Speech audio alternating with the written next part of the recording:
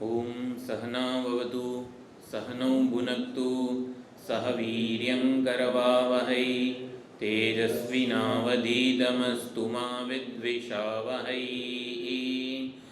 ओम शान्ति शान्ति शान्तिः। हरि ओम श्री गुरुभ्यो नमः। हरि ओम। ओम गुरुर्ब्रह्मा गुरुर्विष्णुः गुरुर्देवो महेश्वरः गुरुः साक्षात् परं ब्रह्म तस्मै श्री गुरवे नमः। सदाशिवसमारम्भां शङ्कराचार्यमध्यमाम् अस्मदाचार्यपर्यन्तां वन्दे गुरुपरम्पराम् वन्दे गुरुपरम्पराम्।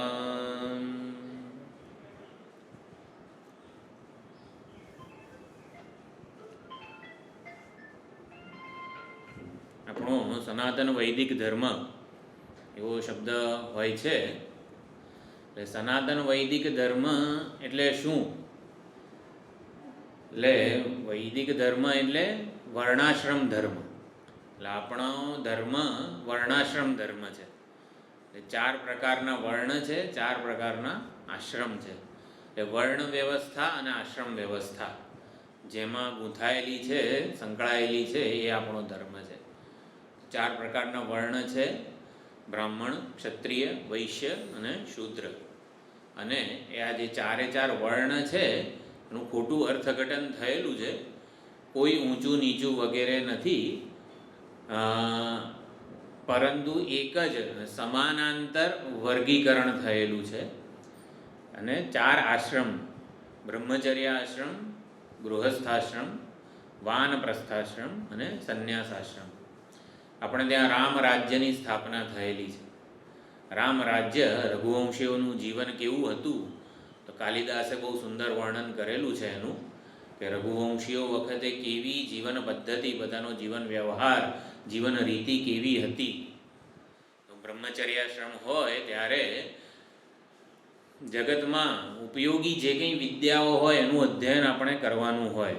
વિદ્યાર્થી અવસ્થામાં જગતમાં ભૌતિક સમૃદ્ધિ, દુન્યવી સિદ્ધિ વગેરે જે કંઈ પણ પ્રાપ્ત કરવું હોય એનું શિક્ષણ તો અપાય જ, સાથે સાથે આધ્યાત્મિક જીવનનું લક્ષ્ય શું છે, શેના માટે આપણે આ જન્મ લીધો છે અને જેના માટે જીવી રહ્યા છીએ વગેરે જીવનના લક્ષ્ય પરત્વે પણ એ વિદ્યા આપવામાં આવતી હતી, જે અત્યારે આજના સમાજમાં આ સ્કૂલ કોલેજ વગેરેમાં નથી. જીવનનું લક્ષ્ય શું છે એ બાબતનું કોઈ માર્ગદર્શન અત્યારે નથી. જેમ ઘાંચીનો બળદ રોજ ઘણી બધી યાત્રા કરે છે, પરંતુ એનું કોઈ લક્ષ્ય નથી, ક્યાંય પહોંચવું છે એવું નથી, બસ ખાલી ફર કરે છે. એવું જીવન નથી આપણું. એટલે જીવનના લક્ષ્યની સભાનતા ન હોય એવું જીવન પશુવત જીવન કહેવાય છે. કે કંઈક જીવનનું ધ્યેય હોવું જોઈએ, ધ્યેયને અનુરૂપ સાધન હોવું જોઈએ, અને એ પ્રમાણે આચાર્યોના, શાસ્ત્રોના માર્ગદર્શનવાળું, એમના અનુશાસનવાળું આપણું જીવન હોવું જોઈએ. વિદ્યાર્થી અવસ્થામાં શાસ્ત્રોનું, આચાર્યોનું, વડીલોનું, સંતો મહાત્માઓનું અનુશાસન પણ ખૂબ જરૂરી છે. એટલે એમને કોઈ સ્વતંત્રતા નથી, એ અનુશાસન પ્રમાણે જ જીવવાનું છે. પછી ગૃહસ્થાશ્રમ આવે. ગૃહસ્થાશ્રમની અત્યારની સમજ એવી છે કે બસ આ વિષયો, એટલે કે અર્થ અને કામ પ્રધાન પુરુષાર્થ, બધું વધારે કમાઓ અને ભોગવો. એટલે અર્થ અને કામ પ્રધાન જ જીવન હોય એ કંઈ ગૃહસ્થાશ્રમ નથી. હકીકતમાં તો વિષય ભોગ, એટલે કે અર્થ અને કામ પુરુષાર્થ હોય, પરંતુ આપણા કર્તવ્ય પ્રધાન જીવન એ ગૃહસ્થાશ્રમ જીવન છે. કર્તવ્યોને એવી રીતે કરવાના છે કે જેથી એ ઈશ્વરની આરાધના બની જાય. ઈશ્વરની આરાધના કર્તવ્ય કરતાં કેવી રીતે થાય એ ગૃહસ્થાશ્રમ છે. તો ગૃહસ્થાશ્રમ પછી વાનપ્રસ્થાશ્રમ.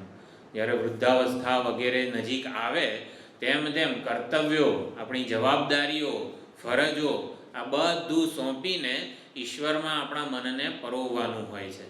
એટલે કર્તવ્યો છોડવાનો પ્રયત્ન છે વાનપ્રસ્થાશ્રમમાં.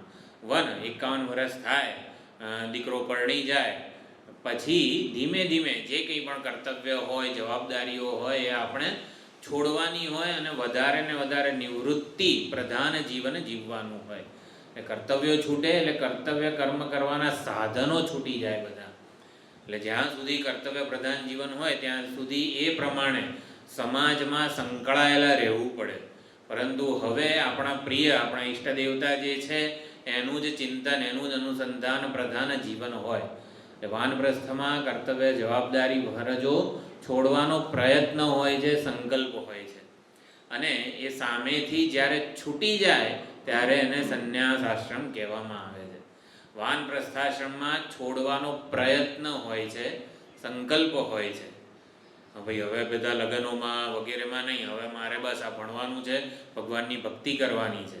એટલે એવો પ્રયત્ન હોય છે કે ચાલો સામાજિક જે કંઈ પણ વ્યવહારો હોય એમાં આપણે આપણું પ્રદાન પૂરું થઈ ગયું, હવે આપણે ભગવદપરાયણ જીવન જીવવાનું છે. તો એ વાનપ્રસ્થાશ્રમ છે, ત્યાં પ્રયત્ન છે, સંકલ્પ છે વગેરે. અને બધી જ વસ્તુઓ સામેથી છૂટી જાય એ સંન્યાસ આશ્રમ છે.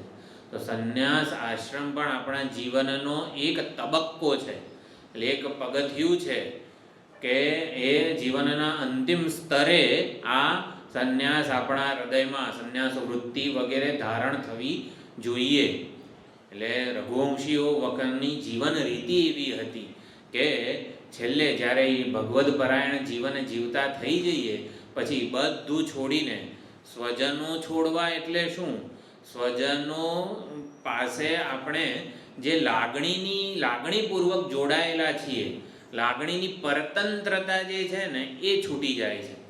સ્વજનો સાથે રહેવું એટલે શું? લાગણીપૂર્વક જોડાયેલા રહેવું. હવે કોઈ એક ઘર સંન્યાસીનું નથી, હવે બધા ઘર એના થઈ ગયા છે. એટલે સંન્યાસ લે છે ત્યારે કોઈ એક ઘર એનું નથી, હવે બધા ઘર એના થઈ ગયા છે. કોઈની સાથે એનો લાગણીપૂર્વકનો, માગણીપૂર્વકનો સંબંધ રહેતો નથી. બધી જ માગણીઓ જતી કરે છે સંન્યાસી, બધા હક જતા કરે છે.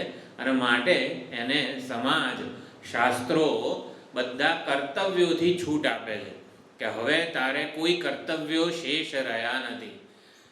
કોઈને હવે સ્વતંત્રતા છે, પૂર્ણપણે સ્વતંત્રતા છે. સ્વતંત્રતા ક્યારે અપાય કોઈને પણ? જ્યારે સ્વતંત્રતાનો દુરુપયોગ થવાની સંભાવના ન હોય ને ત્યારે સ્વતંત્રતા પચે.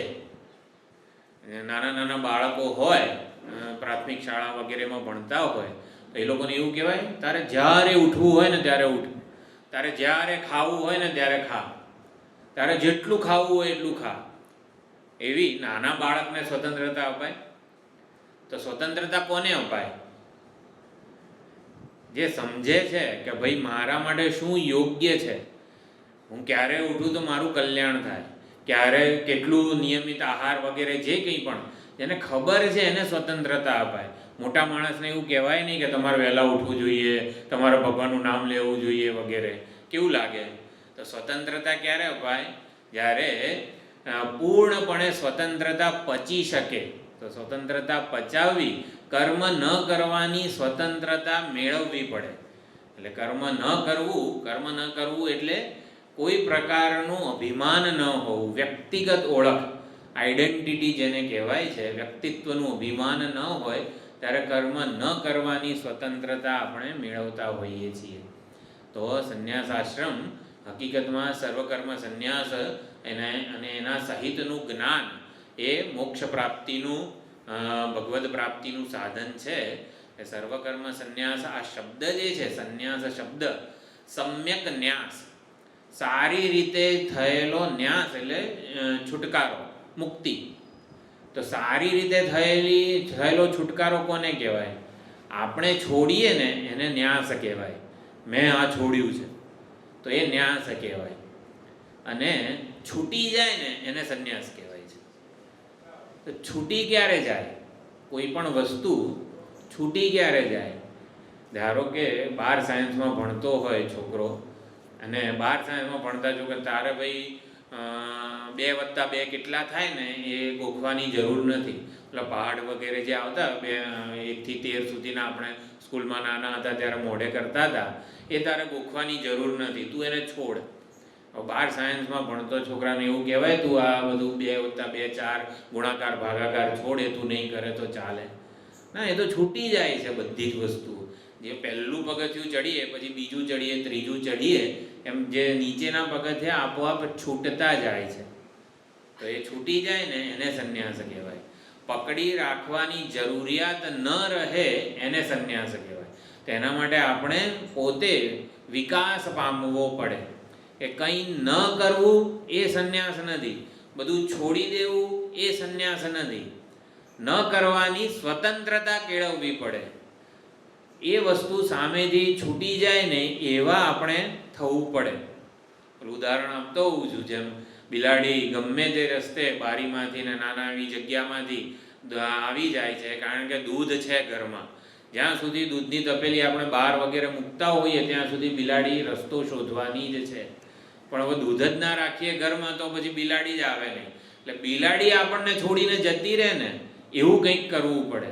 એટલે આપણામાં કંઈક આ દૂધ વગેરે જે છે એ વિષયોનું આકર્ષણ ને આ તે બધી વસ્તુઓ છે, લાગણીપૂર્વકનો સંબંધ. નૈવ તસ્ય કૃતે નાર્થઃ ના કૃતે નેહ કશ્ચન. ભગવદ્ ગીતામાં કીધું છે કે હવે કોઈ અર્થયુક્ત સંબંધ રહેતો નથી.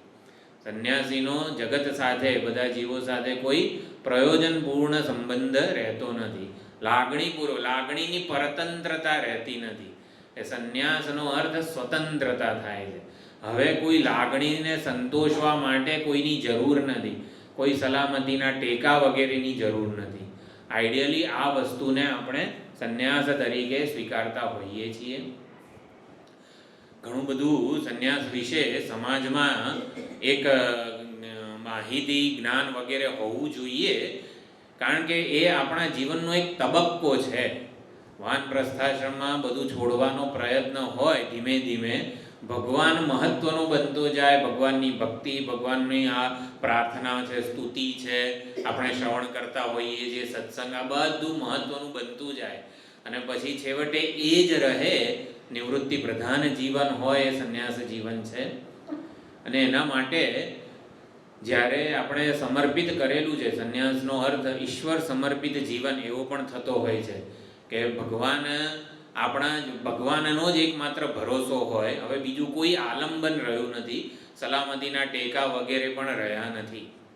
એટલા માટે જો ભગવાન જ આપણો સંપૂર્ણપણે આશરો હોય, આલંબન હોય, ટેકો હોય, તો બીજા જેટલા ટેકા સંન્યાસ લેતા પહેલાં આપણે સ્વીકારેલા હતા ને એનો શાસ્ત્રોક્ત રીતે ત્યાગ કરવામાં આવે છે.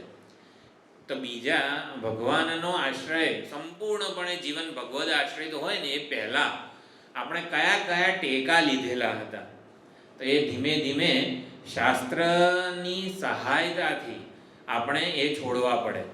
તો કયા કયા ટેકા હોય, તો એ બધી સંન્યાસ વખતની જે વિધિ છે ને એમાં બધી વસ્તુઓ અંદર વણી લેવામાં આવે છે. એટલે આપણે જે સંન્યાસ લીધો છે એ વૈધ સંન્યાસ છે. વૈધ સંન્યાસ એટલે શાસ્ત્રોએ આજ્ઞા આપી છે, આચાર્યોએ આજ્ઞા આપી છે, સમાજે આપણને આજ્ઞા આપી છે કે હવે તમે મુક્ત છો કર્તવ્યોના બંધનથી, હવે તમે મુક્ત છો આવી રીતે બધી માગણીઓથી, જરૂરિયાતથી. તો એવી આજ્ઞા વૈધ સંન્યાસ એટલે વિધિપૂર્વક લીધેલો સંન્યાસ, એને વિવિધિશા સંન્યાસ વગેરે કહેવામાં આવે છે. તો સૌથી પહેલાં સંન્યાસ દીક્ષા વગેરે સુંદર નારેશ્વર ધામમાં રંગઅવધૂતજી મહારાજના આશ્રમમાં એમની તપોસ્થલીમાં જ થયું. બહુ આનંદની વાત છે કે રજનીભાઈ સાથે જ હતા. એમને કહેવામાં બહુ જ ખુશ થયા, પ્રસન્નતાથી એમણે આમંત્રણનો સ્વીકાર કર્યો. અને મને બહુ જ અંદરથી આમ હૃદયપૂર્વક એવું હતું કે ગુરુ મહારાજના, સાક્ષાત ગુરુ મહારાજના સાનિધ્યમાં થયું હોય ને એવો અનુભવ થતો હતો. કોઈક ગુરુ ભક્ત આપણા કડી આશ્રમના આવે અને સાથે હોય મારે, એ બહુ જ મને હૃદયની ઈચ્છા હતી. અને બહુ સુંદર રીતે એમણે સ્વીકાર કર્યો, પ્રસન્નતાથી સંપૂર્ણ આખી વિધિ દરમિયાન, આખી રાત દરમિયાન સાથે હતા. સૌથી પહેલાં મુંડન વગેરે થાય તો મુંડન આપણને સૌથી વધારે આસક્તિ વાળમાં હોય છે. આપણને તો મારા માથાના વાળ આપણને તો પોતાને તો દેખાતા જ નથી ને. આપણે શેના માટે આમ થોડી થોડી વારે સરખું કરતા હોઈએ છીએ? ક્યાંક જઈએ પહેલાં પણ કોઈક અરીસો દેખાય ને તો એમ આમ સરખું કરી નાખીએ છીએ. શેના માટે? લોકો મને સરસ રીતે જુએ એમ. એટલે આસક્તિનું એક પ્રતીક છે. તો મુંડન સૌથી પહેલાં થાય એટલે કે સર્વ પ્રકારની આસક્તિ કો, આકર્ષણ કો એ હવે રહ્યું નથી. દરેકનું રૂપક છે, પ્રતીક છે વગેરે. તો મુંડન પણ નર્મદા કિનારે થયું. નર્મદાજી જાણે કે મુંડન ચાલુ હતું એ જ વખતે નર્મદાજી એટલા પ્રસન્ન થઈ ગયા, એટલા ખુશ થઈ ગયા કે બેઠો તો મુંડન ચાલુ હતું ને નર્મદાજીનો પ્રવાહ આવી ગયો, એકદમ લઈ લીધા આમ નર્મદાજીમાં છે. ત્યારે તો કશું એકદમ દૂર સુધી હતો કિનારો, પણ ધીમે ધીમે નર્મદાજીનું પાણી વધ્યું અને એકદમ પોતાનામાં સમાવી લીધું. બધી અશુદ્ધિ, બધી મેલ, બધું નર્મદાજીએ લઈ લીધું. સૌથી પહેલા મુંડન થાય. હા, પ્રવાહ વધી ગયો. હા, બહુ સુંદર છે. પછી તર્પણ થાય. તર્પણ થાય એટલે જે દેવ, પિતૃ, ઋષિ વગેરે એ બધાને આપણે તૃપ્ત કરતા હોઈએ છીએ.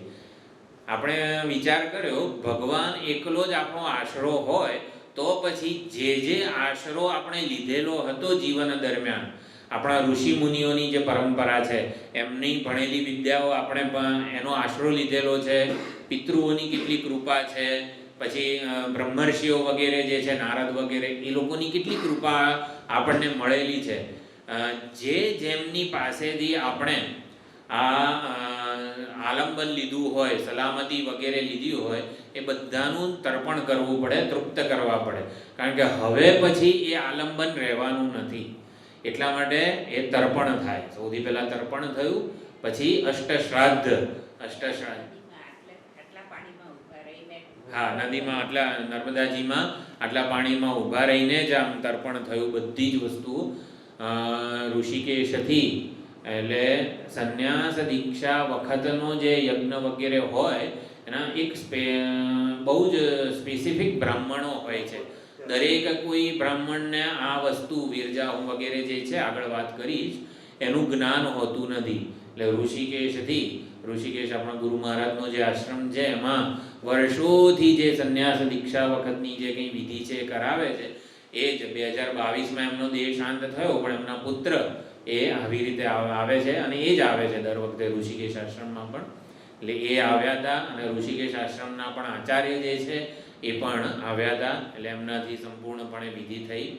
દંડ વગેરે ધારણ. દંડ એ ડિસિપ્લિન એટલે શિસ્તનું પ્રતીક છે કે જ્યારે બધા આલંબન છૂટી ગયા હોય ને ત્યારે યથેષ્ટ આચરણ, એટલે કે સ્વચ્છંદ ના બની જઈએ આપણે.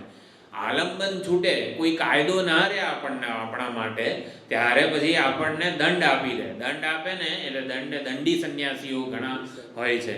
તો દંડી સંન્યાસીઓ હોય એટલે એક પ્રકારની ડિસિપ્લિન હોય છે. તો એકવાર તર્પણ પૂરું થાય ને પછી આરાધના વગેરે હોય. તો પિતૃ શ્રાદ્ધ વગેરે વખતે આ દંડ ધારણ કરીને પિંડદાન વગેરે થાય. અષ્ટદા શ્રાદ્ધ વિધિ સંપન્ન થઈ નર્મદાજીના કિનારે છે. ત્યાં પણ આચાર્ય હતા ઋષિકેશના, ત્યારે જ આવી ગયા હતા રજનીભાઈ, અને એમણે બહુ સુંદર રીતે આખી જે વૈદિક વિધિ જે છે ને એના સાક્ષી રહ્યા છે એમ. એટલે આપણને એમના દ્વારા લાગે કે ગુરુ મહારાજ સાથે ને સાથે જ છે, કે આપણી સાથે આ વિધિ દરમિયાન હાજર હોય ને તો એક વિશ્વાસ રહે કે હા બધું સંભાળી રહ્યા છે ગુરુજી, ગુરુ ભક્તો બધા. અષ્ટ શ્રાદ્ધ, દેવોનું શ્રાદ્ધ, પિતૃઓનું શ્રાદ્ધ, ઋષિઓનું શ્રાદ્ધ, માતાના જે કંઈ પણ હોય કુળના, પિતૃકુળના, મામા વગેરે જે કંઈ પણ હોય, અને પછી છેલ્લે 8મું પોતાનું પણ શ્રાદ્ધ કરી દેવાનું. હા, આત્મશ્રાદ્ધ, આત્માનું પોતાનું પણ પિંડદાન કરી દેવાનું, કારણ કે હવે કોઈ આવવાનું નથી. એટલે એ અષ્ટદા શ્રાદ્ધ. એટલે સામાન્ય રીતે એવું કહેવાય છે કે આમાં સંન્યાસ દીક્ષા અપાય ને ત્યારે માત્ર ગુરુને જ ખબર હોય છે, શિષ્યને પણ ખબર હોતી નથી.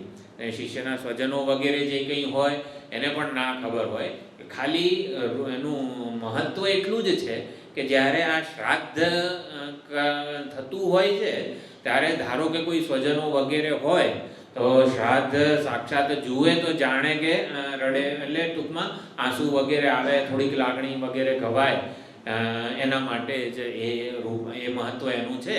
એટલે સામાન્ય રીતે ગુરુ અને શિષ્ય બે જ જણને આવી રીતે કોઈક તીર્થ સ્થાને, નદી કિનારે આ બધી વિધિ થતી હોય છે. ખાલી મહત્વ આટલું જ છે. આપણા આચાર્યો સાથે હોય, ગુરુ ભક્તો સાથે હોય તો બહુ જ એનો સુંદર લાભ મળે જ આપણને, એમના આશીર્વાદ વગેરે મળે. એટલે શ્રાદ્ધ વિધિ સંપન્ન થઈ. શ્રાદ્ધ સંપન્ન થઈ એટલે પછી આરાધના શરૂ થાય, દેવતાની આરાધના. છેલ્લી વાર દેવોને આરાધી દેવાના હોય. જે કંઈ પણ આપણા દેવો છે, નવગ્રહ દેવતા હોય, ગણપતિજી, ચંડિકા, અંબિકા વગેરે જે કંઈ પણ બધા આપણા દેવોની આરાધના થઈ જાય. 11 રુદ્રો, 8 વસુ વગેરે, આદિત્ય 12 વગેરે બધા દેવતાઓની આરાધના.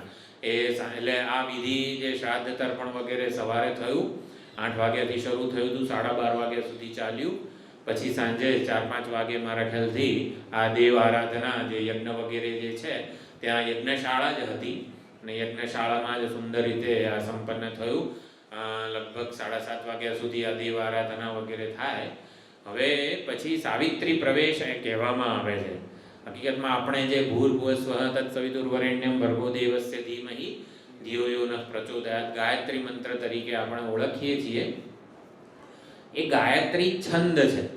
ગાયત્રી છંદના 8 અક્ષર, તત્સવિતુર્વરેણ્યં ભર્ગઃ, તત્ ભૂર્ભુવસ્વઃ એ વ્યાહૃતિઓ છે. તત્સવિતુર્વરેણ્યં ભર્ગઃ ધીમહિ ધિયો યો નઃ પ્રચોદયાત, એટલે 8 અક્ષર, એમ 8 તરી 24. તો એ પ્રમાણે ગાયત્રી છંદ છે. મંત્ર સવિતૃ મંત્ર કહેવામાં આવે છે. એટલે સવિતૃ એટલે સવિતા મંત્ર. સવિતા એટલે જગતનો પ્રસવિતા જે ઈશ્વર છે એનો આ મંત્ર છે. એટલે સવિતૃ મંત્ર છે. તો સાવિત્રી જે મંત્ર કહેવામાં આવે છે એનો જપ કરવાનો હોય. સામાન્ય રીતે જ્યારે બ્રહ્મચારી આવી રીતે ઉપનયન સંસ્કાર વગેરે ધારણ કરે ત્યારે એક આલંબન ગાયત્રી ઉપનયન સંસ્કાર કરવામાં આવે. સંધ્યાવંદન તારે રોજ હવે ગમે તેમ રખડી નથી ખાવાનું, મિત્રો જોડે ધૂળમાં આળોટવાનું વગેરે નથી. હવે ગાયત્રી એટલે સંધ્યાવંદન થાય પછી જ જમી શકાય, પછી જ બધું થાય. એટલે એ પ્રમાણે નિયમબદ્ધ કરી દેવામાં આવે છે સંધ્યાવંદન અને ગાયત્રી વગેરે સંસ્કારો દ્વારા. તો એ જે આલંબન શાસ્ત્રોએ, આચાર્યોએ આપણને આપેલું હતું, હવે સંન્યાસ દીક્ષા થાય છે. એટલે એ આલંબન, જે ટેકો આપણને કંઈક વાગ્યું હોય તો જે લાકડી આપણે ધારણ કરીએ, પછી જ્યારે હાડકું વગેરે સંધાઈ જાય, એકદમ સુંદર ચાલી શકે, આપણું પોતાનું વજન ખેંચી શકે આપણા પગ, એવું થઈ જાય ત્યારે લાકડી રાખવાની હોય. પછી એ લાકડી નડે. ધારો કે સ્વસ્થ થઈ જઈએ પછી ના આ લાકડીએ તો મારું કેટલું ધ્યાન રાખ્યું છે, મને પડતા અટકાવી છે, કેટલી સુંદર લાકડી છે. પણ સ્વસ્થ થઈ જઈએ ને પછી એ સુંદર લાકડી પણ નડે. પછી વોકર લઈને ના ચલાય સ્વસ્થ હોઈએ ત્યારે. એ વોકર લઈને ચાલીએ તો ઉલટાનું પડી જવાય. એટલે જે આલંબન આપણને જરૂર હતી ત્યારે શાસ્ત્રોએ આપ્યું હતું, ગાયત્રી, સંધ્યાવંદન વગેરે આલંબન શાસ્ત્રો પોતે પાછું લઈ લે છે કે લાય હવે આ વોકરની તને જરૂર નથી, આ ગાયત્રી, આ સંધ્યાવંદન વગેરેની તને હવે જરૂર નથી, એટલે હું એને પાછું લઈ લઉં છું. એને સાવિત્રી પ્રવેશ કહેવામાં આવે છે. તો જ્યારે તત્સવિતુઃ વરેણ્યં ભર્ગઃ ધીમહિ ધિયો યો નઃ પ્રચોદયાત, એ જે આખો સાવિત્રી મંત્ર છે એ પોતે ભૂહુ ભુવઃ સુવઃ એ 3 વ્યાહૃતિમાં સમાઈ જાય છે. એટલે મેં કીધું ને કે શાસ્ત્ર પોતે એ આલંબન પાછું લઈ લે છે આપણી પાસેથી સંન્યાસ લેવામાં આવે ત્યારે. એટલે આખો ગાયત્રી મંત્ર, સાવિત્રી મંત્ર ભૂહુ ભુવઃ સુવઃ આ 3 વ્યાહૃતિમાં સંકેલાઈ જાય છે. પછી ત્યારે હવે આખા ગાયત્રીના જપ ના કરવાના હોય, હવે ભૂહુ ભુવઃ સુવઃ 3 વ્યાહૃતિના જ જપ થાય. આખી રાત આ જપ થયા સાવિત્રી પ્રવેશના. રજનીભાઈ ને બધાએ બહુ સુંદર રીતે વ્યવસ્થા અને સાથે રહ્યા. જાગે છે આપણે આખી રાત, આમ પલાઠી વાળીને બેસવાનું હોય. સાંજના 6:30 થી સવારના 6:30 સુધી, એટલે સાંજના 5 વાગે થઈ હતી પૂજા ચાલુ, સવારના 6:30 પોણા 7 સુધી આહુતિ આપવાની હતી, પલાઠી વાળીને બેસવાનું હતું. સાથે રજનીભાઈ રહ્યા છે, ગુરુ મહારાજ એમના દ્વારા રહ્યા છે, એટલે જ બળ મળે. બાકી આપણે બહુ તો ગીતા પારાયણ કર્યું હોય એટલે એ 2 કલાક 3 કલાક આપણે બેઠા હોઈએ, આખી રાત આવી રીતે બેસવાનું હોય ને ખરેખર એ મહાત્માઓનો સંકલ્પ હોય તો જ સંપન્ન થતું હોય છે. એટલે વ્યાહૃતિઓમાં ગાયત્રી સાવિત્રી મંત્ર જે છે સમાઈ જાય છે, એ પોતાને લીન કરી દે છે. અને પછી સવારે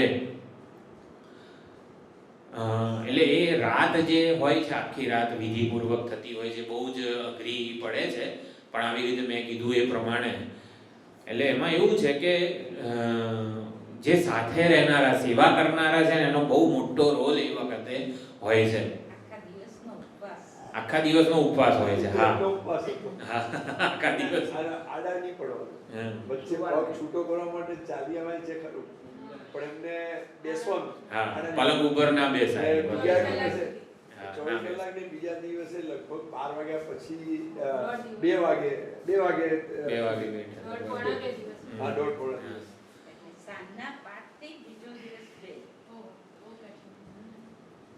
પણ જે સાથે રહેનારા હતા ને, અને બીજું યજ્ઞશાળામાં તો અમે તો પાછા નીકળી જઈએ, એ બેસે, કોઈને કોઈ બીજા કઈ નાની મોટી જરૂર હોય, સમુદ્રી જરૂર હોય કેવું હોય તો બેસીએ, પણ એમને તો બેસી અમે તો આડાય પડીએ કે ના. પણ સાથે જતા આમ રામ સેતુ બાંધવામાં રામજીના ભક્તોને જેવો આમ ઉત્સાહ હતો અને જે તત્પરતા હતી અને જે બધા મંડી પડ્યા હતા ને, એવી રીતે રજનીભાઈ ના બધા ગુરુ ભક્તો ત્યાં હાજર હતા.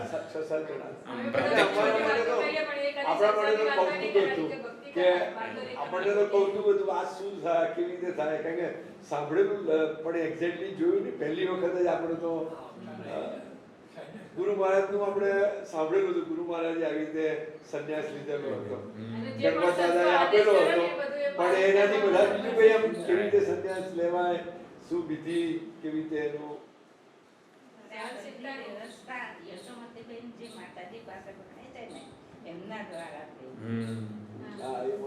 માતાજીએ કરી હતી નારેશ્વરના જે અત્યારે જેમ અહીંયા છે એવી જ રીતનો ત્યાં નારેશ્વરમાં આશ્રમ છે. ટ્રસ્ટી યોગેશભાઈ કરીને છે, એ પણ બધી બધા બહુ સહકાર હતો સારો. જે 8-10 જણા હતા એમના ઘરના બધા બી આવી રીતે સેવામાં આવી ગયેલા હતા. સંન્યાસીનો 24 કલાકનો સમય ભગવાનમાં હોવો જોઈએ. હા, એવું હોવું જોઈએ. પણ જે સાથે રહેનારા ભક્તોનું ખરેખર મેં કીધું એ પ્રમાણે કે એક રામ સેતુ બાંધવામાં જેવો રામ ભક્તોનો ઉત્સાહ વગેરે પ્રત્યક્ષ ઉદાહરણ રૂપ આપણને જોવા મળ્યો કે ખરેખર આવો એમણે પ્રયત્ન કર્યો હશે. આપણે તો જોયો નથી રામ સેતુ કઈ રીતે બંધાયો, પણ આ બધા ભક્તોએ જે સાથે રહીને સેવા કરી છે ને, એ આપણને ખબર પડે કે ખરેખર આવી રીતે રામ સેતુ બંધાયો હશે, એવી કહી શકીએ.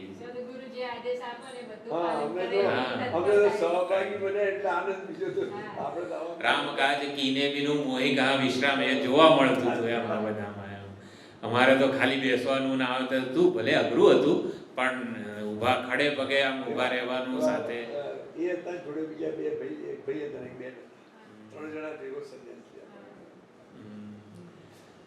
અને પછી 6:30 પોણા 7 સવારે વિરજા હોમ, એ મુખ્ય રજ એટલે મેલ અશુદ્ધિ વગેરે, અને વિરજા હોમ એટલે શારીરિક, માનસિક, બૌદ્ધિક, અહંકારની જે સ્તરે જેટલી પણ અશુદ્ધિઓ છે બધી હોમવામાં આવે મંત્ર દ્વારા. આપણે ત્યાં મંત્ર શક્તિ, મંત્રાત્મક દેવતાઓ જે છે, એટલે એ દેવતાઓનું આવાહન થાય અને મંત્રપૂર્વક એ બધી જ અશુદ્ધિઓ જાણે કે લઈ લે આપણે. તો વિરજા હોમ જે છે એ મુખ્ય. એટલે આમ તો ઋષિકેશમાં જ્યારે આ વસ્તુ થતી હોય છે ત્યારે લગભગ 6 વખત એવું કહેવામાં આવે છે. એટલે જ્યારે તર્પણ થાય ને ત્યારે હજી પણ પાછા જવું હોય ને તો સ્વતંત્રતા છે, છૂટ છે. તર્પણ થાય પછી શ્રાદ્ધ થાય, જે માતા પિતાનું થયું હોય, દેવ ઋષિઓનું પિતૃઓનું બધું થાય ત્યાં સુધી. આ છેલ્લું 8મું શ્રાદ્ધ પોતાનું કરવાનું હોય ને ત્યારે પણ ગુરુજી ચેતવે કે જો હવે આ છેલ્લું શ્રાદ્ધ થઈ જાય છે, હજી પાછા જવું હોય તો જઈ શકાય છે. આમ એ વખતે છે ને અમુક પ્રકારની કંઈક ચિંતા કે કંઈક જે માયાનું કંઈક કાર્ય હોય એ પ્રગટ થઈ જાય ધારો કે, તો તો કે ના ના મારે નથી કરવું મારું શ્રાદ્ધ, એમ કરીને પાછા જતા. પણ ગુરુજીને બધા સુંદર રીતે અનેક મહાત્માઓની કૃપા હોય જીવનમાં, અને પછી આ સાવિત્રી પ્રવેશ થાય, આપણી પાસેથી આલંબન જતું રહે. જો આ આપણને અત્યારે કદાચ ના ખબર પડે, સવારે ઉઠીને ઈશ્વરની આરાધના ન હોય જીવનમાં, તો એટલે વૈદિક કાળમાં છે ને બધી જ વસ્તુઓ ઉઠે ત્યારે કરાગ્રે વસતે લક્ષ્મી કરમ કરાવે એટલે ગોવિંદ વગેરે જે બોલીએ, પગ મૂકીએ ત્યારે એ શ્લોક હોય, દંત ધાવનનો શ્લોક હોય, સ્નાનનો શ્લોક હોય, એટલે ઈશ્વરની આરાધના પૂર્વકનું જ જીવન હતું. અત્યારે આપણે ગમે તેમ ઉઠીએ છીએ અને જે કરીએ છાપું વાંચવા બેસીએ છીએ બધું, એટલે અત્યારે એની ખબર નથી આપણને. એટલે ઈશ્વરની આરાધના કે જે આલંબન કોઈ લઈ લે આપણી પાસેથી, સવારે ઉઠીને કરાગ્રે બોલવાનું નથી, આવું ધારો કે કોઈ કહે તો જરાક આપણને આમ 2 સેકન્ડ આમ પાછા જતા રહીએ. હા, એટલે એ બધું આલંબન. અત્યારે છાપું ટીવી લઈ લે તો બધા મોબાઈલ લઈને હાથમાં ના ના ખાલી ટીવી ને છાપું લઈ લે કે સવારે ઉઠી જ્યાં સુધી ભગવાનની સેવા પૂજા ના થાય ત્યારે ચા નહીં મળે કે દૂધ નહીં મળે, એવું આવે. કે મોબાઈલ ટીવી છાપું બધું મોબાઈલમાં જ મળી જાય, એટલે મોબાઈલ થઈ ગયો. એટલે વૈદિક કાળમાં આ શાસ્ત્રો આપણું જે મંત્ર વગેરેનું આલંબન હતું, અને એ આલંબન શાસ્ત્ર પોતે પાછું લઈ લે છે.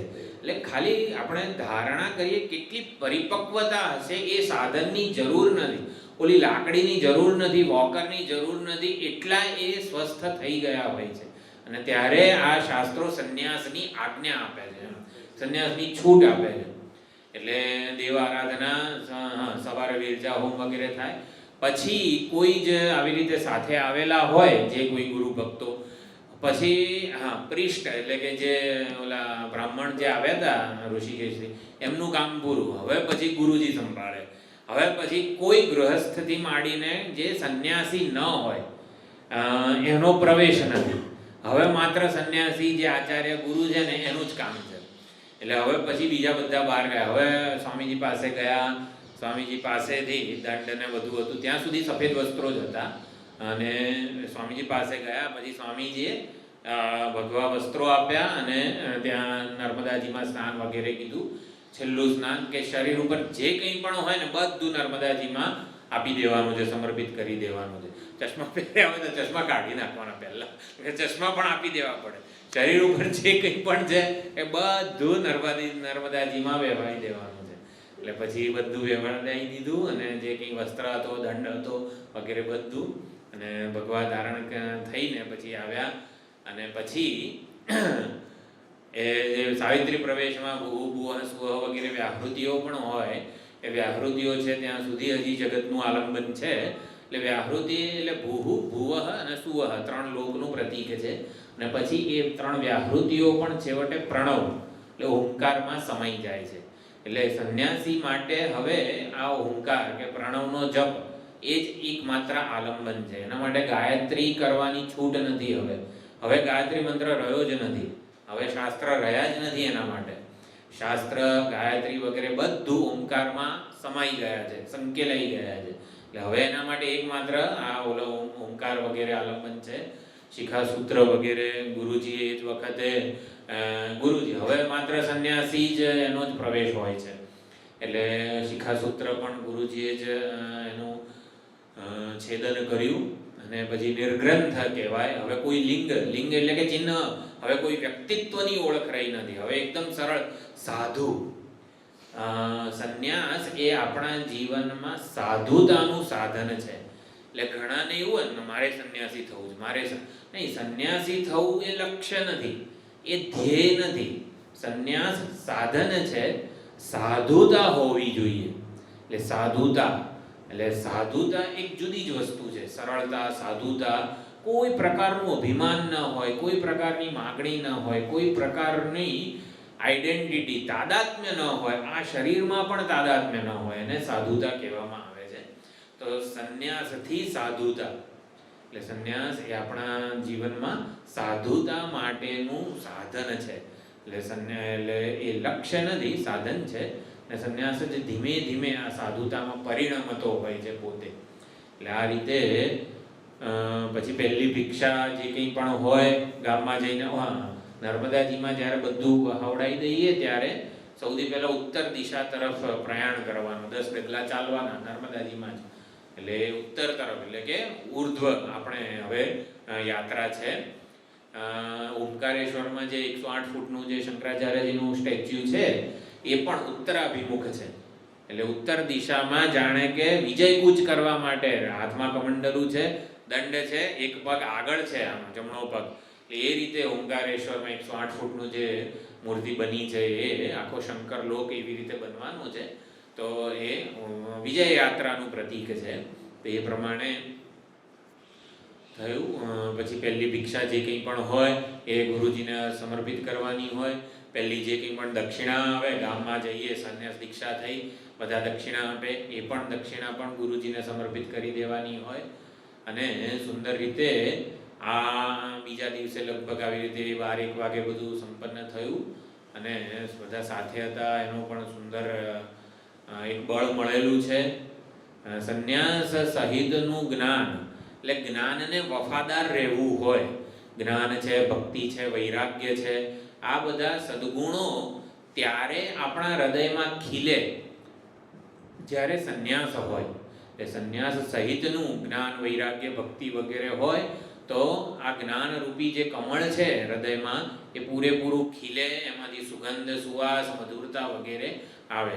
એટલે આપણે જ્ઞાનને વફાદાર, ભગવા રંગ પણ હવે કોઈ જુદાઈ રહી નથી, હકીકતમાં સરળતાનું પ્રતીક છે. ગેરવા વસ્ત્રો આપણા સાધુઓ ધારણ કરતા હતા, એટલે કે હવે કોઈ જુદાઈ રહી નથી. અગ્નિનું પણ પ્રતીક છે, અગ્નિ બધી અશુદ્ધિઓને, દોષોને બાળી નાખે છે, એનું પણ પ્રતીક છે.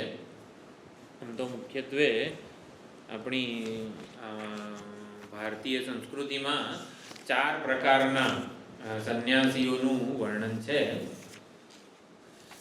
મુખ્ય હેતુ સંન્યાસ મેં વાત કરી, સમ્યક ન્યાસ, સારી રીતે છૂટી જાય.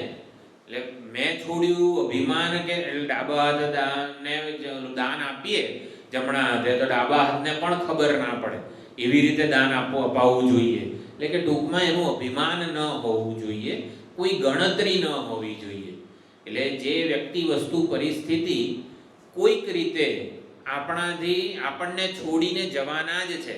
વૃદ્ધાવસ્થા આવે, સ્વજનો છોડીને જાય, કોઈ પણ વસ્તુ કાયમ માટે આપણી પાસે એવી ને એવી રહેવાની નથી, આપણને તો છોડીને જવાની જ છે ને.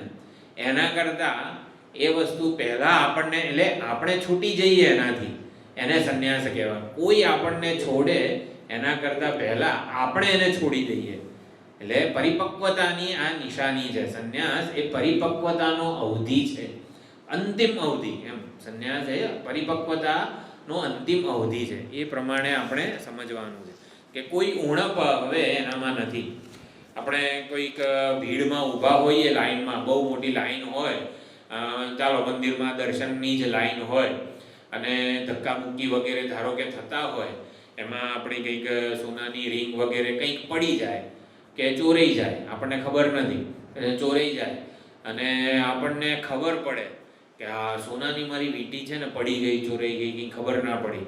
આપણે બસમાં પણ કંઈક પાકીટ ચોરાઈ જાય વગેરે કંઈક થાય, ત્યારે ચોરાઈ જાય ને ત્યારે કેટલું દુઃખ થતું હોય છે.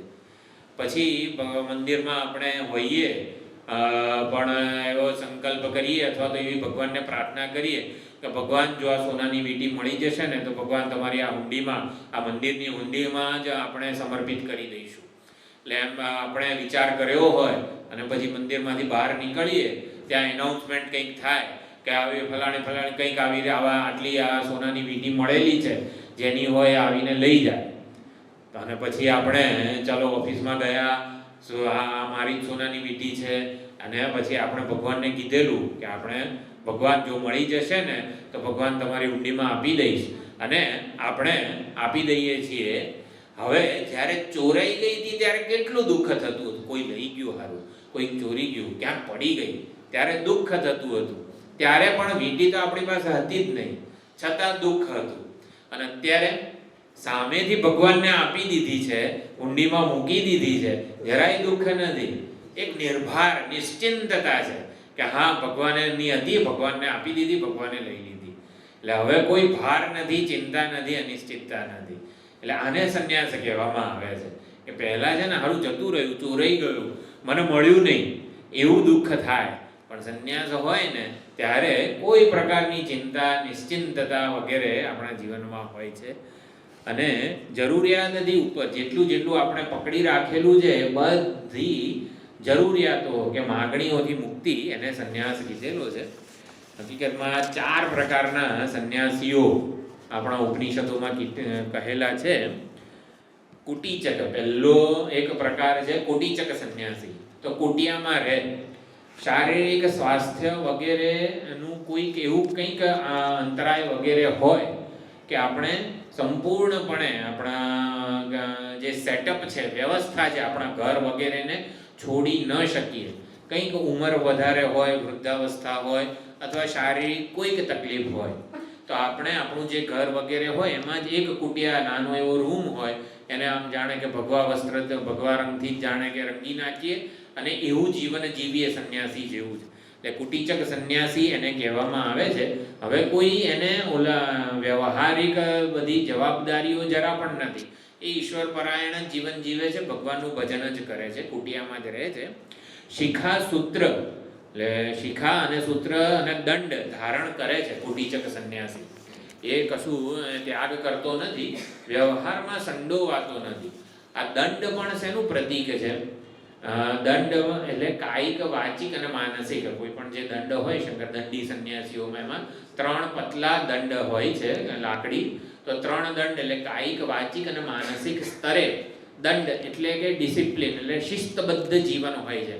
એ કાયિક સ્તરે દેવતા, પોતાના જે કોઈ ઈષ્ટ દેવતા હોય, શાલિગ્રામ, શિવલિંગ વગેરે, એની આરાધના નિત્ય એને કરવાની હોય છે. દંડ તર્પણ કરવો પડે, એટલે પોતાના ઈષ્ટ દેવતાની આરાધના કાયિક સ્તરે એમાં હોય. વાચિક સ્તરે અમુક જપ કરવાના હોય, ઉપનિષદોના મંત્રોનું પારાયણ કરવાનું હોય, સ્તોત્ર પાઠ વગેરે વાચિક સ્તરે એને કરવા જ પડે. એટલે દંડ ધારણ કરેલો છે કુટીચક સંન્યાસીએ.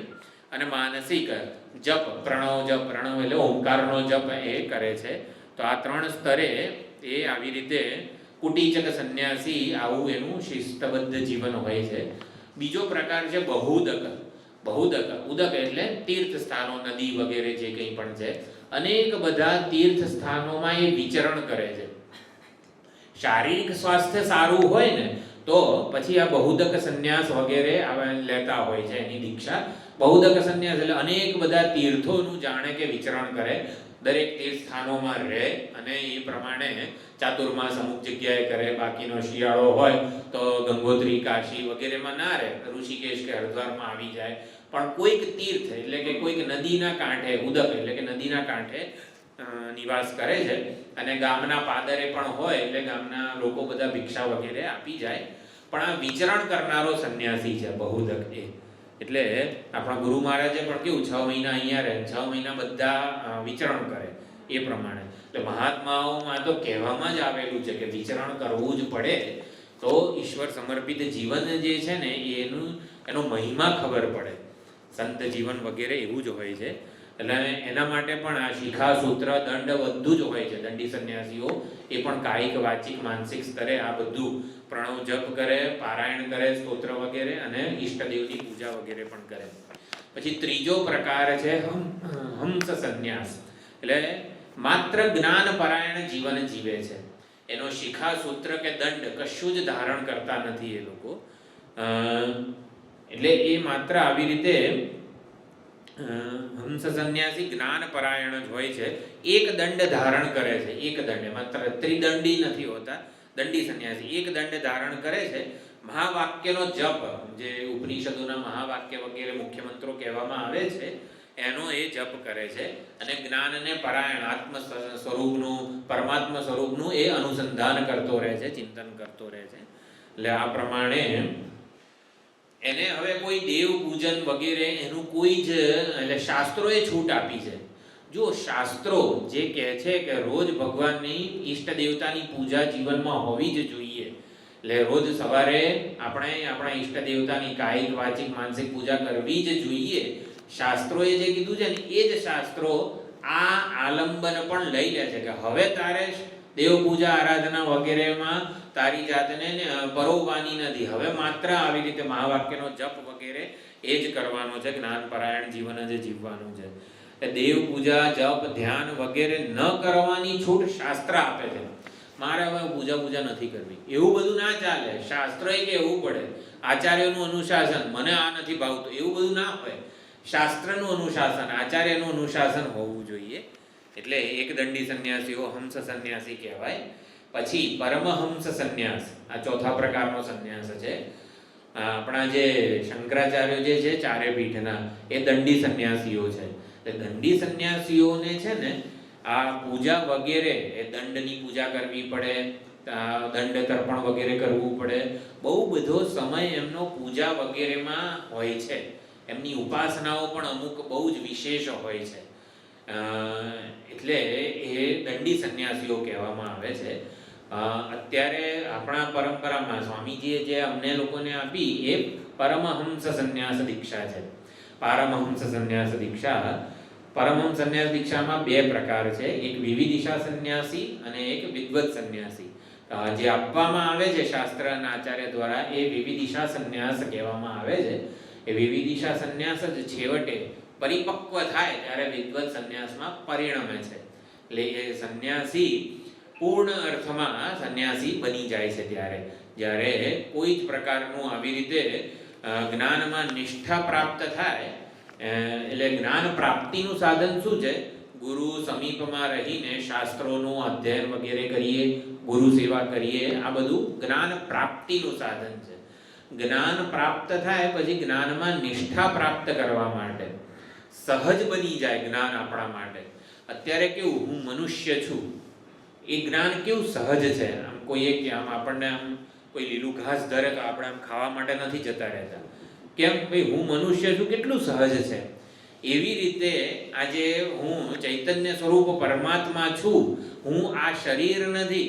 શરીર તો એક વસ્ત્ર છે મારા માટે, ઉપર પહેરેલું, ધારણ કરેલું. શરીર નથી, શરીરને ધારણ કરનારું ચૈતન્ય છું. એ ચૈતન્ય જ આ વાણી દ્વારા બોલી રહ્યું છે, આંખ દ્વારા જોઈ રહ્યું છે. આંખ જોતી નથી, આંખમાં જોવાની શક્તિ તો ચૈતન્ય સ્વરૂપ પરમાત્માની છે. આ જે વિચારો બધા સ્ફુરી રહ્યા છે, એ વિચારો એ પરમાત્મામાંથી જ સ્ફુરી રહ્યા છે. એટલે આ પ્રમાણે જ્યારે કોઈ પ્રકારનું તાદાત્મ્ય ન હોય ત્યારે એ વિદ્વત સંન્યાસ કહેવામાં આવે છે. એટલે વિવિદિશા સંન્યાસ એ પરમહંસ સંન્યાસ જ છે, પરંતુ એમાં અષ્ટાંગ યોગની સાધના, એટલે કે યોગ સાધના, એટલે કે યમ નિયમ આસન પ્રાણાયામ પ્રત્યાહાર ધ્યાન ધારણા સમાધિ વગેરે, એ પૂર્વક પ્રણવનો જપ વગેરે પણ હોય છે. શ્રવણ મનન નિધિધ્યાસન એટલે ઉપાસના વગેરે. ઉપાસના એટલે કે આત્મતત્વની. એટલે એ પ્રમાણે અંતર્મુખી જીવન કો, જ્ઞાનપરાયણ જીવન કો, જ્ઞાન ભક્તિ વગેરે આપણા શાસ્ત્રપરાયણ જીવન જીવે છે. પરમહંસ સંન્યાસ અધ્યયન અધ્યાપન પૂરેપૂરો એને ન્યાય આપી શકે છે. જે દંડી સંન્યાસીઓ હોય ને એ લોકોની તો 3-4 કલાકની તો પૂજા હોય છે. એટલે એ લોકો પછી આ અધ્યયન અધ્યાપન સ્થળાંતરે, જેમ કે અમદાવાદથી કડી આવીએ આપણે તો રોજ સવારે 4-5 કલાકની પૂજા હોય તો આપણે પછી વિચારવું પડે.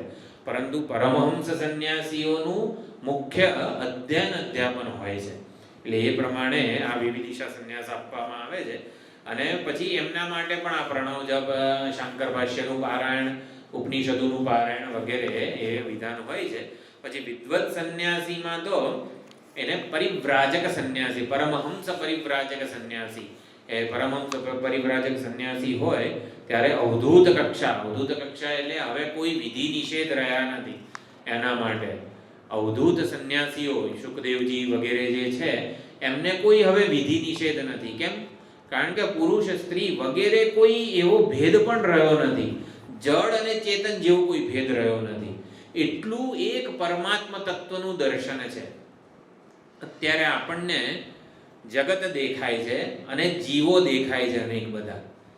આપણાથી જુદું એવું જગત દેખાય છે, આપણાથી જુદા એવા અનેક જીવો દેખાય છે.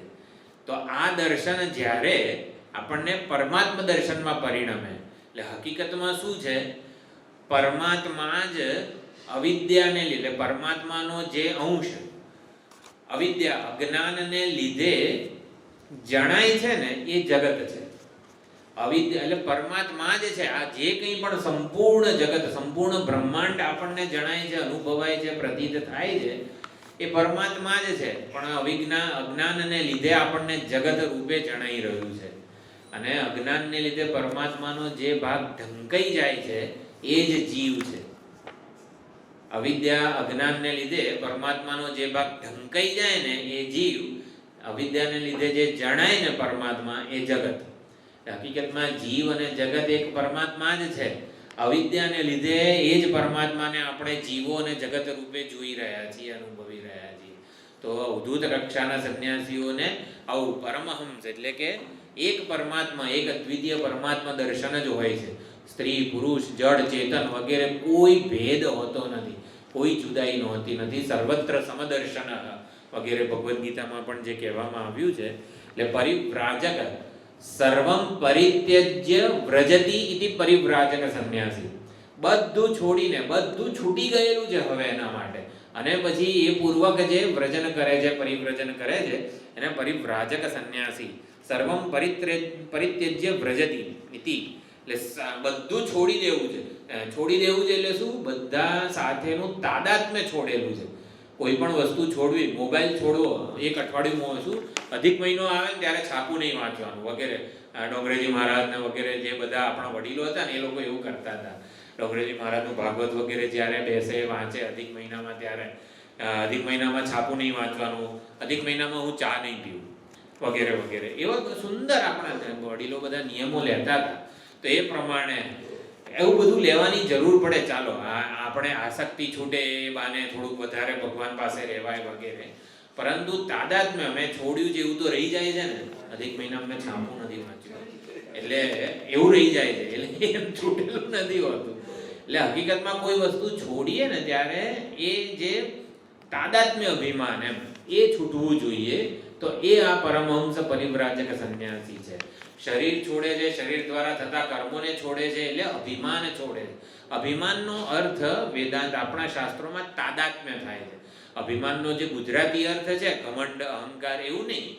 અભિમાન શબ્દ જ્યારે આપણા ભાગવત, ભગવદ્ ગીતા વગેરે જે આપણા ગ્રંથો છે એમાં તાદાત્મ્ય, મમત્વ, અહમ વગેરે એ તાદાત્મ્ય સૂચવે છે. એટલે ચલાચલ નિકેતશ્ચ. હવે નિકેત, હવે એનું સ્થાન શું છે? એ પરમહંસ પરિવ્રાજક સંન્યાસી ક્યાં રહે? તો એના બે નિકેતન છે, સ્થાન છે, સ્થિતિ છે, ચલ અને અચલ. તો ચલ એટલે જે ચલાયમાન થાય છે એવું. તો જે ચલ નિકેતન એનું શું છે? તો પરમહંસ પરિવ્રાજક સંન્યાસીનું ચલ નિકેતન આ શરીર છે, શરીરમાં રહે છે. જો એટલે એની ઓળખ જ બીજી છે. શરીર પરમ ને શરીરમાં રહેનારો છે ને એ પરમહંસ પરિવ્રાજક સંન્યાસી છે. એને દેહનું અભિમાન નથી, છતાં દેહમાં એ રહે છે. અને અચલ એટલે જે પરમાત્મા સ્વરૂપ હૃદયમાં છે એ એનું અચળ નિકેતન છે. એ ક્યારે એનાથી એ ચ્યુત થતો નથી. એટલે ચલાચલ નિકેતશ્ચ યતિહિ સંન્યાસી યાદૃચ્છિકો ભવે. એના માટે હવે કોઈ વિધિ નિષેધ વગેરે રહેતા નથી. સુખદેવજીને એવું કહેવું પડે તમારે સ્નાન કરવાનું છે હજી વગેરે. એટલે આવી રીતે ઉડિયા બાબાજી જે અખંડાનંદજીના ગુરુજી હતા, તો આવી રીતે આમ ભગવાનના દર્શને જાય, મૂર્તિ હોય ભગવાન કનૈયાની, એમના શિષ્યો એમ કે ગુરુજી ભગવાન છે, પગે લાગવું પડે. એટલે ઉડિયા બાબાજી એવું કે એટલે શું કહેતા હતા એ, હા અભી યાદ કરા દેના કે ભગવાન કો નમસ્કાર ભી કરના હૈ. એટલે વસ્તુ શું છે? જે તત્વ છે સામે એ હૃદયમાં જ વિલસી રહ્યું છે, અભેદ ભાવે નમન છે. અને એ આવી રીતે ચલો યાદ કરા દેના કે અભી અભી હમકો નમસ્કાર ભી કરના હૈ. એટલે કે અભેદ ભાવે નમસ્કાર થઈ જ રહ્યા હોય એ તો આવી ખાલી એક પ્રકારનો વ્યવહાર જ થતો હોય છે. એટલે યાદૃચ્છિકો ભવે એ પ્રમાણે. એટલે એના માટે શાસ્ત્રો હવે પોતાનું પ્રામાણ્ય, સાધનપણું પાછું લઈ લે છે. એટલે કે જે સાધનો શાસ્ત્રોએ આપેલા, ભગવદ ભક્તિ હોય, પૂજા હોય, દેવ જપ વગેરે, એ બધું એ પાછું લઈ લે છે. એનું પ્રામાણ્ય હવે એના માટે રહેતું નથી. એટલી હદે એને વિકાસ કરેલો છે, સેલ્ફ ગ્રોથ, પોતાનો આત્મવિકાસ એટલો બધો થઈ ગયો છે કે હવે આ બધા કોઈ સાધનોની આત્મવિકાસ માટે જરૂર રહી નથી. એટલે એ પ્રમાણે ગૌતમજી મહારાજ કહેતા હતા, મેં મારા ગુરુજીના આગળ એક વખત મસ્તક ઝુકાવ્યું, પછી ઉઠાવ્યું નથી. એટલે મનથી તો ઝુકાયેલું જ રાખ્યું. હા, શું ગુરુ ભક્તિ હશે બાપજીની. એમણે પોતાના ગુરુજી વાસુદેવાનંદ સરસ્વતીને આંખે જોયાય નથી. વિચાર કરીએ શું ગુરુ ભક્તિ હશે. 108 વાર એમને વિચરણ કરતા હતા, જે લીમડો વગેરે જે છે બાપજીના આશ્રમમાં, ત્યાં એમને સ્વપ્નમાં જ પ્રેરણા થઈ કે 108 વાર ગુરુ લીલામૃતનું પારાયણ કરો. સ્વપ્નમાં વાસુદેવાનંદ સરસ્વતીજી આવીને કીધું. એટલે એ વિચરણ કરતા હતા, સ્થાન શોધતા હતા ગુરુ લીલામૃતનું પારાયણ કરવા માટે. અને આવી રીતે ત્યાં નર્મદા કિનારે આ નારેશ્વરમાં આવ્યા. અને એ વખતે એમણે સાપ, નોળિયો, વીંછી અને દેડકો, આ બધા જે વિરોધી પ્રાણીઓ હોય ને એકબીજા સાથે રમતા જોયા. એટલે કે આ પ્રાણીઓ જે એકબીજાના આવા શત્રુઓ છે, એકબીજાને આટલું પ્રેમથી વાલથી રમી રહ્યા છે, એટલે આ કંઈક હશે. અને એ જગ્યાએ નારેશ્વર, અને એ જગ્યાએ બાપજી 108 વાર પારાયણ કર્યા. પછી બધું સુંદર રીતે એમને દર્શન થયેલા છે. બહુ સુંદર રીતે, એટલે બાપજીના આશ્રમમાં, નારેશ્વર ધામમાં, આ તપસ્થલીમાં આ સુંદર રીતે આખું સંન્યાસ દીક્ષાનું ઉજવાયું. એ પણ બહુ મોટી વાત છે. તમારાથી અહીંયા દર વખતે આવી શકાય કે ફરતું જવું પડે આખા દેશની? ના, આવી શકાય. આપણે વિવિધિષુ સંન્યાસી એટલે કે પરમહંસ સંન્યાસી જે છીએ, મુખ્યત્વે અધ્યયન અધ્યાપન, જ્ઞાન પરાયણ જીવન જીવવું એવી રીતે છે. શાસ્ત્રો સાથે, શાસ્ત્રોનું અનુસંધાન વગેરે, શાસ્ત્ર દ્વારા આપણે મુખ્યત્વે પરમાત્માનું આ જ્ઞાનનું જ અનુસંધાન કરતા હોઈએ છીએ. એટલે અવાય અને કંઈ જે અધ્યયન અધ્યાપન પરાયણ જીવન જીવવાનું હોય છે. અંતર્મુખતા પૂર્ણ પણ થોડુંક એવું કહેવાય છે કે જે સ્થાનમાં આપણું પિંડદાન, શ્રાદ્ધ વગેરે થયું હોય ને, ત્યાં આપણે અમુક પ્રણવ જપ વગેરે કરવા જોઈએ. એટલે ગુરુજીની આજ્ઞા લઈને થોડો સમય પાછું ત્યાં આવી રીતે જપ વગેરે થાય. એવું કહેવાય કે દિવસના 12,000 જપ અને રાતના 12,000, 24,000 જપ કરવાના હોય વગેરે એવું બધું છે. અને જે જગ્યાએ આવી રીતે સંન્યાસ દીક્ષા થઈ હોય ત્યાં પણ આપણે થોડો સમય એકાંત અંતર્મુખ જીવન જીવવું જોઈએ એવું પણ છે. એટલે એ પણ થશે ધીમે ધીમે, જેમ સમય વગેરે નક્કી થાય એવું કરીએ. કે અધિક મહિનો વગેરે હોય ત્યારે આપણે ત્યાં જઈએ એવું પણ થાય. એટલે એવું, એટલે અધ્યયન અધ્યાપન મુખ્ય વસ્તુ છે આપણા માટે. અને એટલે સંન્યાસી હકીકતમાં કોઈ પ્રકારની નિર્વાસન એનું જ્ઞાન થઈ જાય છે. એટલે કે સંન્યાસ આ એક આપણા માટે યાદ કરાવે છે કે હવે જ્ઞાનાગ્નિ વડે આપણી બધા કર્મ સંસ્કારો, ભાગવતમાં આના ઉપર બહુ જ ભાર મૂકવામાં આવેલો છે કે ભગવાન ભક્તિ આ કરીએ છીએ એ તો સુંદર છે, સત્કર્મો ચાલુ છે જીવનમાં, ભગવત પરાયણ જીવન ચાલુ છે, પણ પહેલા અનાદિ જન્મોના જે કર્મ સંસ્કારો છે, બધી વાસનાઓ, કર્મ કરવાના વાસનાઓને સંસ્કાર વગેરે કહેવાય, એ બધું હજી છે. તો એનું કંઈક કરો ભગવાન. એટલે ત્યારે આખું ભાગવત શાસ્ત્ર જે છે ને, ભક્તિ આ કર્મ સંસ્કારોને બાળી નાખે છે. એટલે ભાગવતમાં ભક્તિ ઉપર વધારે ભાર આપવામાં આવેલો છે કે ભગવાનની ભક્તિ છે ને બધા સંચિત કર્મો, એની વાસનાઓ અને સંસ્કાર બધાને બાળી નાખશે. એટલે એ એનું વધારે પ્રાધાન્ય છે. અને એ જ વસ્તુને, જે ભક્તિ જ્ઞાનમાં પરિણમે છે, જ્ઞાન જ ભક્તિનું સાધન પણ હોય છે. એટલે એ જ્ઞાન કહો, ભક્તિ કહો, એ આપણે વાસનાઓને બાળી નાખે છે. તો કઈ વાસનાઓ હોય છે? સામાન્ય રીતે કોઈ પણ મનુષ્યમાં 3 પ્રકારની વાસનાઓ હોય છે. સંન્યાસના વિધાનના બધા મંત્રો જે છે, પુત્રૈષણા, વિત્તૈષણા, લોકૈષણા, 3 પ્રકારની એષણાઓ હોય છે. તો પુત્રૈષણા એટલે શું? પુત્રની એષણા, પુત્રની કામના નથી. એટલે પુત્ર એટલે સ્વજનો. તો સ્વજનો પાસેથી હવે કોઈ લાગણીયુક્ત સંબંધ નથી. લાગણી, હૂંફ, પ્રેમ, વાલ વગેરે આપણને એવો લાગણીયુક્ત પ્રેમ, હૂંફ માગતા હોઈએ છીએ સ્વજનો પાસેથી, એ હવે સંબંધ રહ્યો નથી. લાગણી મેળવવાની જરૂરિયાત રહી નથી. ટૂંકમાં સ્વજનોની લાગણી, હૂંફ, પ્રેમ મેળવવાની જરૂરિયાત રહી નથી. એટલે પુત્રૈષણાનો સંન્યાસ થયો કહેવાય. પછી વિત્તૈષણા, વિત્ત એટલે ધન વગેરે, જે કંઈ પણ અર્થમાં બધું જ ગણી લેવાનું. જ્યાં હકીકતમાં આપણે ધન, ઘર વગેરે, આપણી જે ચલ બધી મિલકતો જે હોય છે, એફડી વગેરે, એવું કહેવાય જાણે કે વિત્ત એટલે આ બધું. પણ હકીકતમાં ધન ને બધું, ઘર છે, ધન છે, બધું શેના માટે જોઈએ છે આપણને? સલામતી માટે. એટલે ધન જો સલામતી ના આપતું હોય, ધારો કે એવું હોય કે 10,000 રૂપિયા હોય ને તો સલામતી આપે, પછી 10 ના 11,000 થાય ને તો સલામતી નહીં આપે, એવું ધારો કે હોત, એટલે વધારે પડતું ધન હોય ને તો સલામતી નથી આપતું, પછી એ ધન સાચવવાની પાછી ચિંતા, એને મેનેજ કરવાની ચિંતા, એને મેનેજ કરનારો કોકને બોલાવવો પડે, પછી એની ચિંતા, એ સરખું મેનેજ કરે છે કે નહીં એની ચિંતા. એટલે ટૂંકમાં વધારે જે છે, એટલે જ આપણા શાસ્ત્રમાં ધનને એટલું બધું પ્રાધાન્ય નથી અપાયું, અર્થ પુરુષાર્થ છે. એટલે આ સલામતી વગેરે આપણે એટલું જ સમજવાનું છે, પૈસા નહીં કમાવા એવું કોઈ આપણા સંતો વગેરે કહેતું નથી. એટલું સમજાવવા, એટલું પહોંચાડવા એ માંગે છે કે ધન સલામતી આપે છે એ, પણ એમાં સલામતી આપવાનું એનું પોતાનું સામર્થ્ય નથી.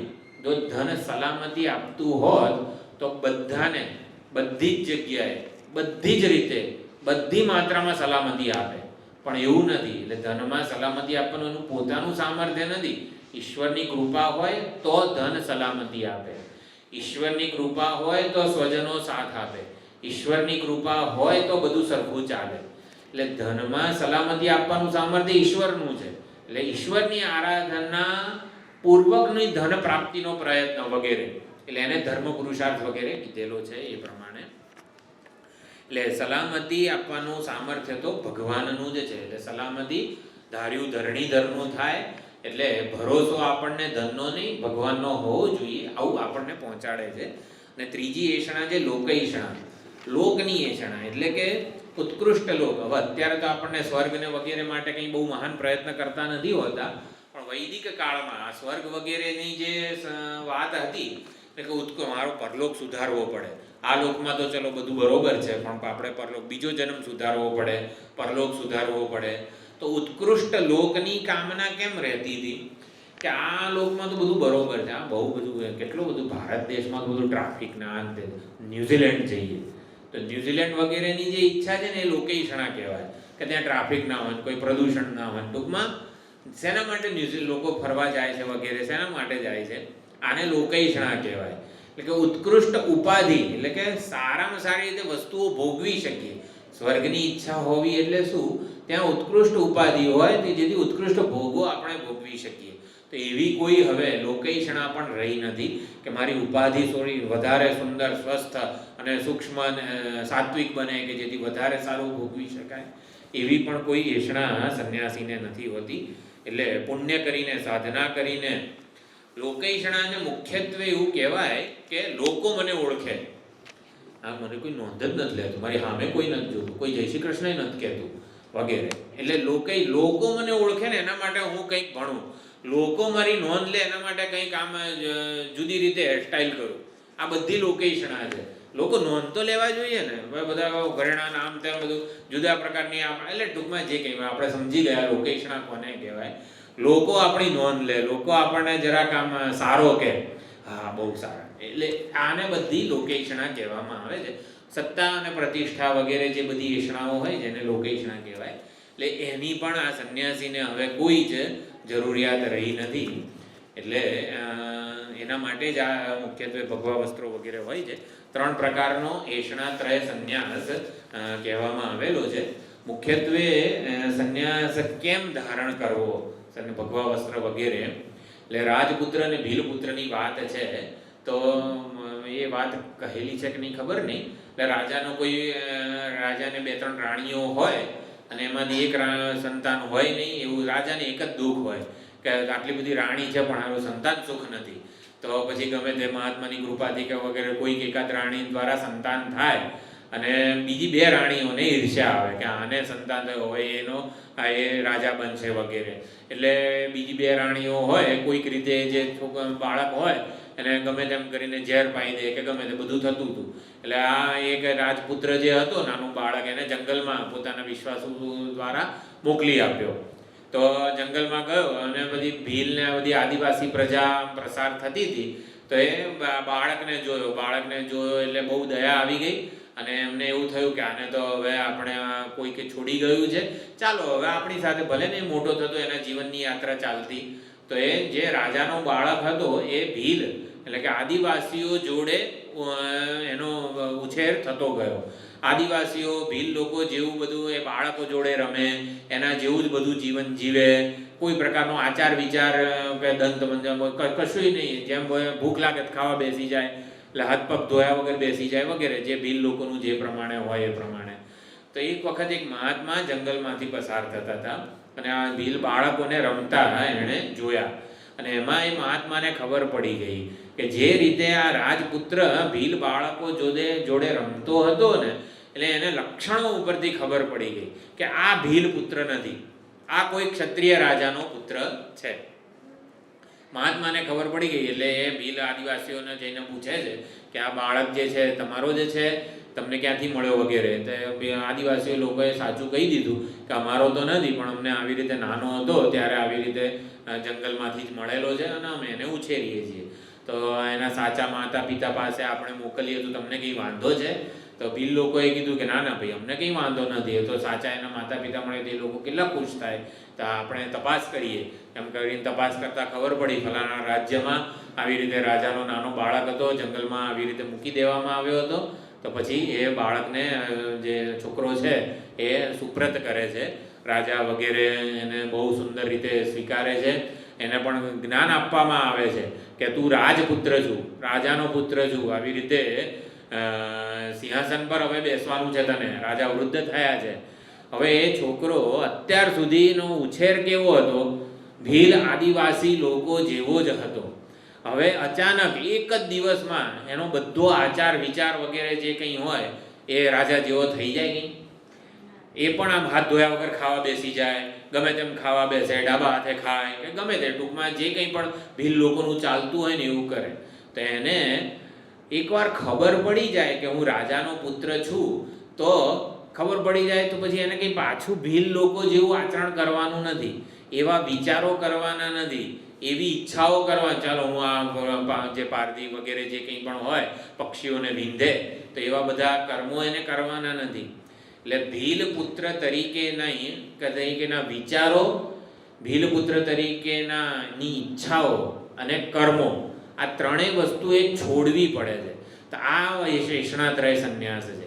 પહેલાં એવું માનતા હતા કે હું આ શરીર છું તો શરીરને મારે ટકાવવું પડે, શરીરને લાડ લડાવવા પડે, શરીરને જરા ગરમી ના થાય, પરસેવો ના વળે, જરાક આમ તેમ વસ્ત્રાભૂષણ અલંકાર બધું, શરીરનો વટ પાડવો પડે, શરીરનું ધ્યાન રાખવું પડે.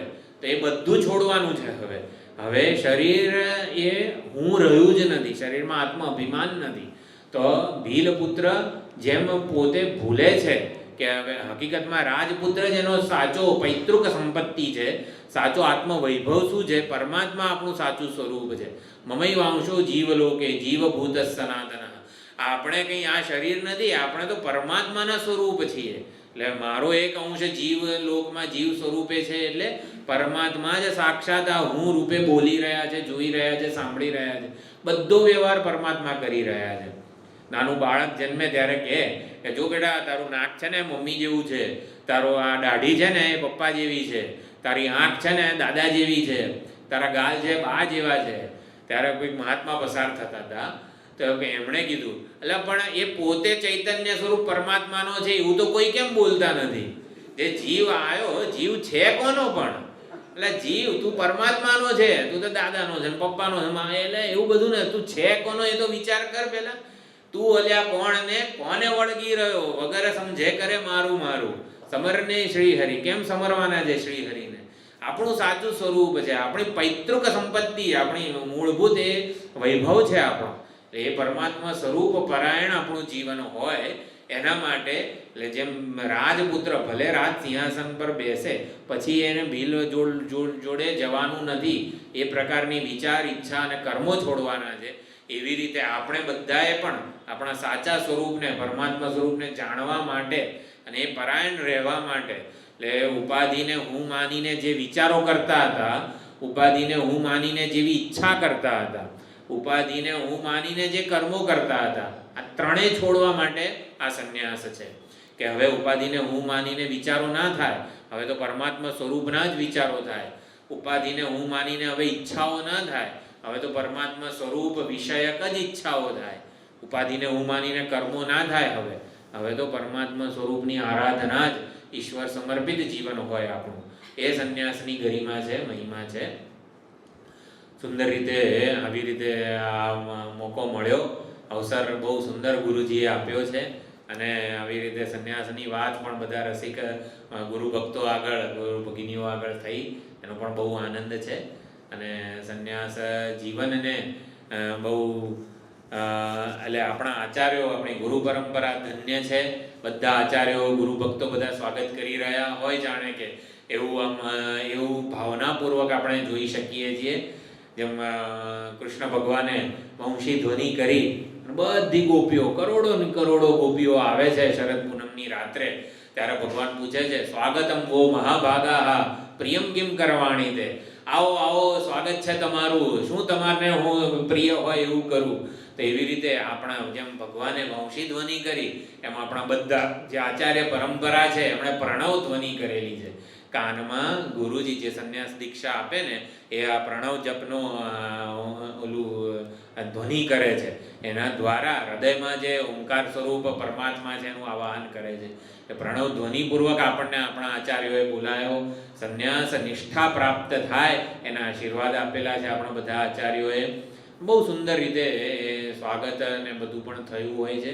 અહીંયા પણ ગુરુ ભક્તોએ આવી રીતે બહુ સુંદર સ્વાગત કર્યું. યતિનું સ્વાગત જે રીતે થતું હોય, આપણે એ પ્રમાણેના શ્લોકો વગેરે બોલ્યા છીએ. ને સંપૂર્ણપણે જે કંઈ પણ છે બધું ગુરુ મહારાજને, ઈશ્વરને સમર્પિત કરીએ છીએ. જીવનમાં બીજો કોઈ હવે પ્રયોજન, એજન્ડા રહ્યો નથી. બસ ઈશ્વરની આરાધના, આચાર્યની આરાધના, જ્ઞાનની આરાધના જ છે. હનુમાનજીને જ્યારે પણ આપણે પગે લાગીએ હનુમાનજીના મંદિરમાં, એવું જ કહીએ કે ભગવાન હનુમાનજી, તમે જેવી રામજીની ભક્તિ કરેલી છે, રામજીની સેવા કરેલી છે ને, એના કરતાં વધારે હું અમારા આચાર્યોની, જ્ઞાનની વગેરે સેવા આરાધના કરી શકું. એવું સામર્થ્ય આપો, એવું બળ બુદ્ધિ વગેરે આપો કે જેથી આ જીવન કૃતાર્થ થાય. જે હેતુથી આ દેહ ધારણ કરેલો છે એ પણ સાર્થક થાય. આચાર્યોને આપણે પૂરેપૂરા એની નોંધ લઈએ છીએ. એમના જે જ્ઞાન આપણને આપેલું છે એના દ્વારા જ આપણે ધન્ય થયા છીએ. ધન્ય છે માતા પિતાને કે જેમણે પહેલેથી નાનપણથી સત્સંગ પરાયણ જીવનની અનુકૂળતા કરી આપી. નાના હતા ત્યારથી જનની છે આવી રીતે સત્સંગ, મહાત્માઓનો સંગ કરાવી આપ્યો. મદાલ શાહે જેમ પોતાના અલર્કને નાનો હતો ત્યારથી જે અને હાલરડામાં જ વેદાંતનું જ્ઞાન આપી દીધેલું હતું. હાલરડું એવી રીતે ગાયું કે જેથી પરમાત્માનો એને આધાર મળી રહે. તો એ પ્રમાણે ધન્ય છે માતા પિતાને કે જે સંન્યાસ માટેની જ્ઞાનપરાયણ જીવન જીવવાની અનુકૂળતા કરી આપી. અને એની પણ નોંધ લઈએ છીએ. આચાર્યોની, પિતૃઓની, ઋષિમુનિઓની, ગુરુ ભક્તોની બધાની નોંધ લઈએ છીએ કે બહુ સુંદર રીતે આ વ્યવસ્થા ઊભી થઈ છે, જેથી લાભ મળે છે સત્સંગનો મને અને બધાને.